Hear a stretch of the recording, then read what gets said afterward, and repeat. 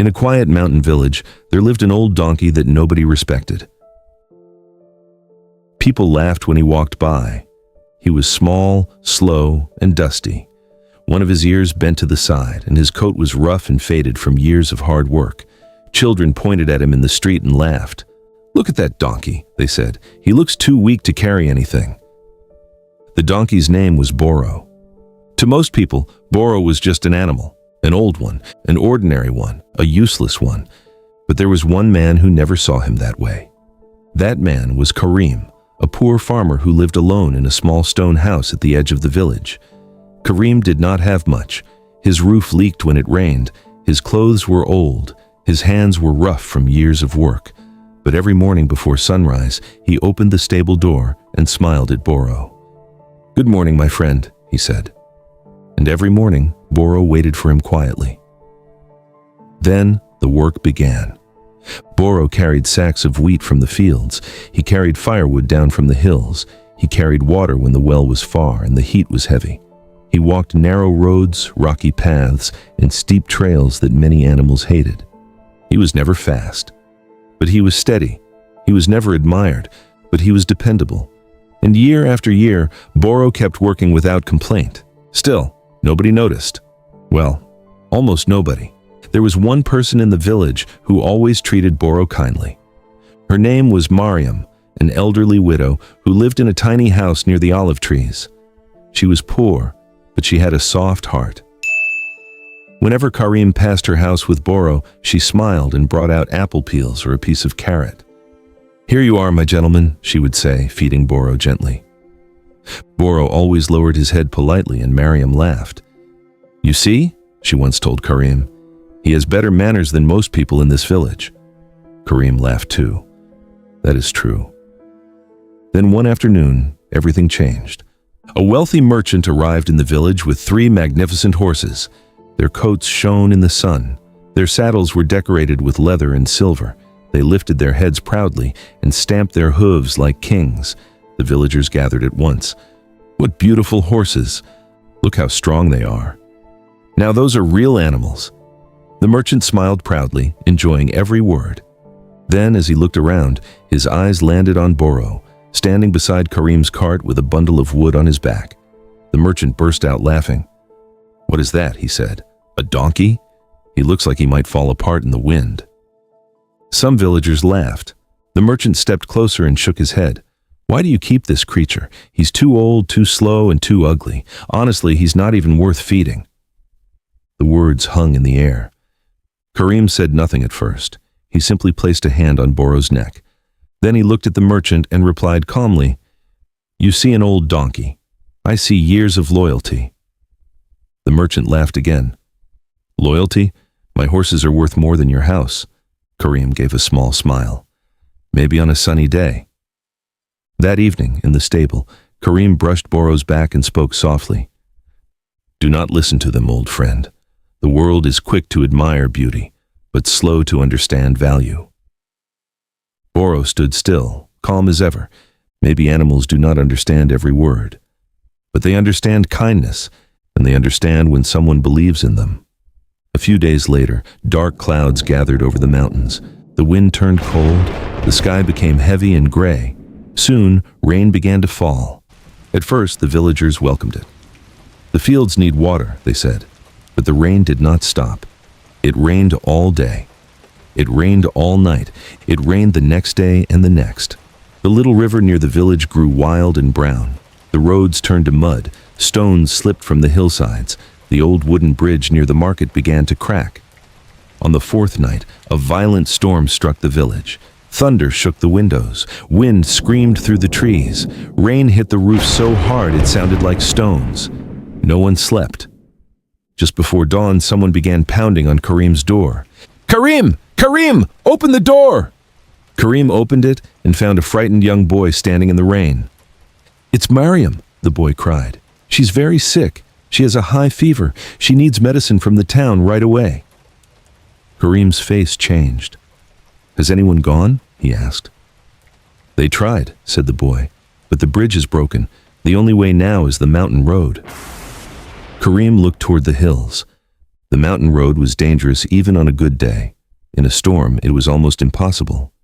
When Karim reached the village square, a crowd had already gathered. Mariam's neighbor was crying. The merchant stood there too, holding the reins of one of his beautiful horses. "I'll go," the merchant announced. "My horses are the strongest in this village." He mounted the black horse and rode toward the mountain path, but as soon as the horse reached the muddy slope, it stopped. The merchant pulled the reins. "Go!" The horse refused, and he tried again, harder. Still nothing. The animal trembled, backed away, and refused to take another step. Murmurs filled the crowd. The merchant climbed down angrily and tried his second horse. The same thing happened, then the third. Again, the horse refused.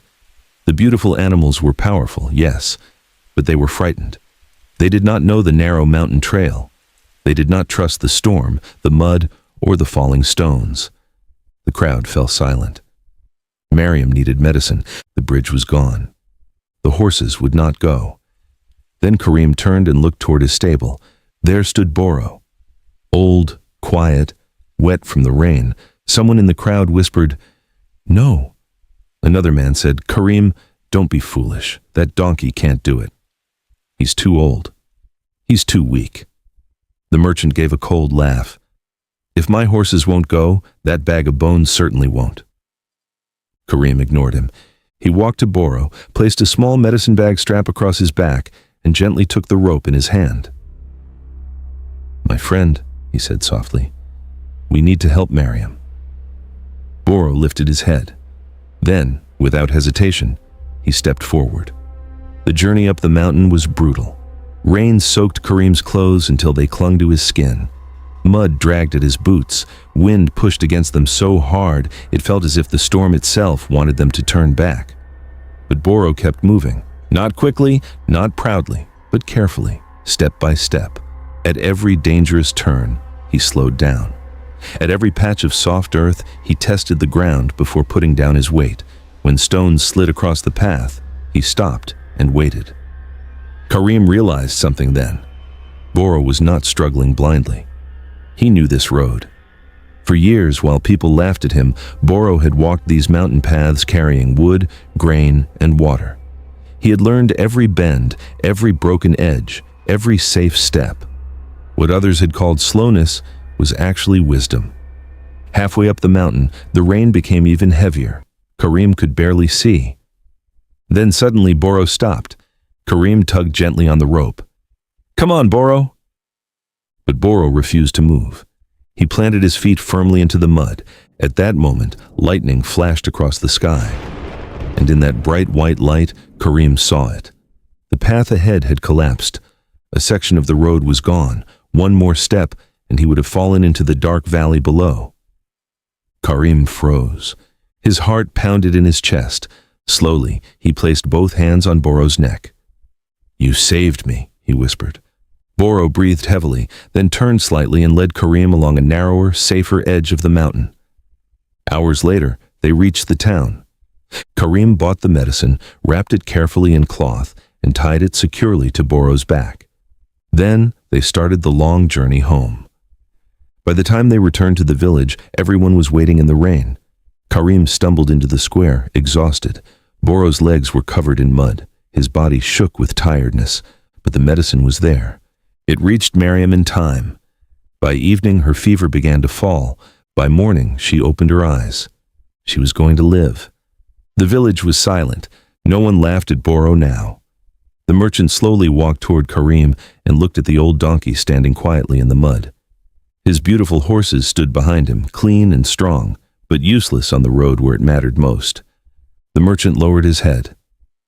"I was wrong," he said quietly. "Your donkey is worth more than all 3 of my horses." Karim placed a hand on Boro's neck. "I know," he said. "I only wish you had seen it sooner." The next morning, something unusual happened. The children who had once laughed came quietly to Karim's stable. One little girl stepped forward with an apple in her hand. She held it out carefully to Boro. "Thank you," she whispered. Others brought carrots. Even the men who had mocked him moved aside respectfully when Boro passed through the village. But Boro did not change. He did not walk like a hero. He did not act proud. The next morning, he was standing in the stable exactly as before, waiting quietly for Karim to open the door. Ready to work, ready to walk, ready to carry what needed carrying. Because real value is not always loud. Sometimes it looks ordinary. Sometimes it moves slowly. Sometimes the world laughs at it for years.